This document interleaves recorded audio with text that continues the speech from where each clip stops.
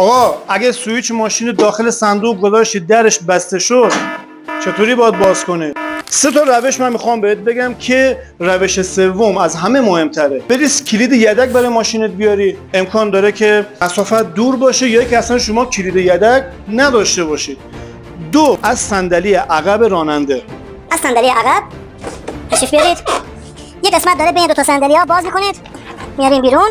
از اینجا کلیدتون رو برمی‌دارید، ولی اینجا 2 تا مشکل داره. شاید ماشین دوگانه سوز باشه، کپسول اجازه نده، شاید ماشین پر از وسیله باشه، تو مسافرتی وسیله گذاشته. پس چیکار کنیم؟ روش سوم که از همه بهتره اینه که شما یه تیکه سیم پیدا کنی از هر جایی، هر چی بود. یه چیزی باشه بالاخره 2 تا نقطه ممکن اتصال کنه. بالای کلاس یه نمدی داره، این نمدی رو باز می‌کنید و یه دونه رله سبز رنگ. یه دونه رله سبز رنگ اینجا وجود داره. رله سبز رنگ رو باید جدا کنی از اینجا. و 2 تا از پایه‌های رله رو به هم دیگه اتصال بدی. به همین راحتی صندوق عقب باز میشه.